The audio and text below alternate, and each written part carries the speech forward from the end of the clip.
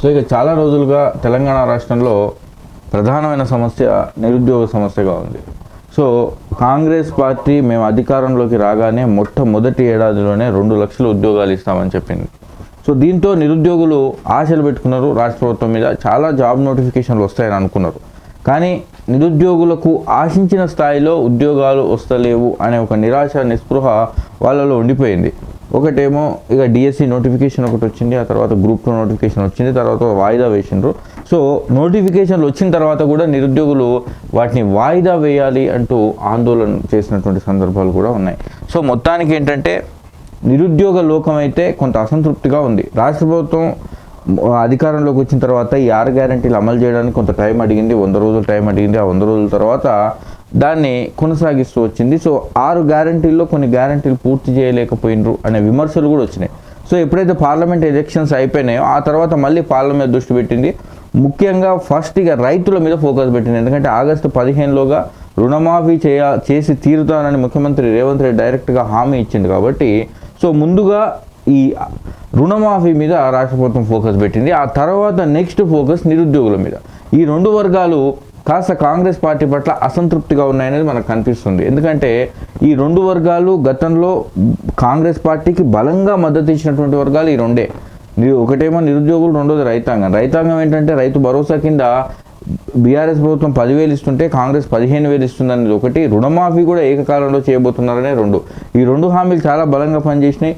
నిరుద్యోగులైతే మేము పవర్లోకి వచ్చిన ఏడాదే 2 లక్షల ఉద్యోగాలు ఏకకాలంలో ఒకేసారి వేస్తామని చెప్పి హామీ వేయడంతో నిరుద్యోగులు కూడా వచ్చారు. సో కానీ ఈ 2 వర్గాలు ప్రస్తుతం కొంత అసంతృప్తితో ఉండడంతో ముందుగా అయితే రుణమాఫీ ప్రక్రియ జోరందుకుంది. ఆ తర్వాత నిరుద్యోగుల మీద పడింది రాష్ట్ర ప్రభుత్వం. నిరుద్యోగులను సంతృప్తి పరిచేందుకే చర్యలు తీసుకుంటుంది. ఇందులో భాగంగా ఇక వాళ్ళకి ఈ బడ్జెట్ సమావేశాల్లోనే కీలకమైనటువంటి నిర్ణయం తీసుకునే అవకాశం ఉందని తెలుస్తుంది. దాంతోపాటుగా నిన్న ముఖ్యమంత్రి రేవంత్ రెడ్డి ఒక కీలకమైనటువంటి నిర్ణయం ప్రకటించారు.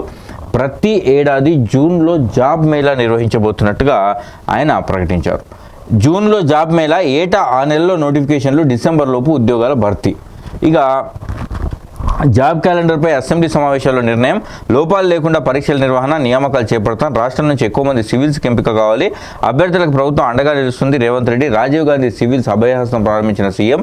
సివిల్స్ మెయిన్స్ రాసే అభ్యర్థులకు ₹1,00,000 ఆర్థిక సాయం అందజేస్తాం. నేడు ఢిల్లీకి రేవంత్ రెడ్డి, వరంగల్ సభకు రాహుల్ గాంధీకి ఆహ్వానం. సో ఏంటంటే ఈ నిరుద్యోగులకి ఒక గుడ్ న్యూస్ అని చెప్పొచ్చు. రాష్ట్ర ప్రభుత్వం తీసుకున్నటువంటి నిర్ణయం ఏంటంటే ప్రతి ఏడాది జూన్ నెలలో జాబ్ మేళా నిర్వహిస్తారు. అంటే ఏటా జూన్లో ఉద్యోగాలకు సంబంధించిన నోటిఫికేషన్లు వస్తాయి ప్రతి సంవత్సరం. ఇక నుంచి ఇక రాబోయే 4 సంవత్సరాలు ప్రతి ఏడాది జూన్లో జాబ్లకు సంబంధించిన నోటిఫికేషన్లు వస్తాయి. డిసెంబర్లోగా ఈ నోటిఫికేషన్లకు సంబంధించినటువంటి ప్రక్రియ మొత్తం పూర్తయిపోయి నియామకాలు చేపడతారు. సో ప్రతి ఏడాది జరగబోయేది ఇదే. సో జాబ్ క్యాలెండర్ కూడా ఎప్పుడు విడుదల చేయాలి అనే విషయం మీద అసెంబ్లీలో నిర్ణయం తీసుకోబోతున్నారు. ఇది నిన్న ఇక ముఖ్యమంత్రి ప్రకటించినటువంటి విషయం. ఇక ప్రజాభవన్లో ఇక యూపీఎస్సీ సివిల్ సర్వీసెస్ 2023 విజేతలతో నిన్న రేవంత్ రెడ్డి, మంత్రివర్గ సహచరులు అందరూ నిన్న సమావేశమయ్యారు. ఇదొక వార్త.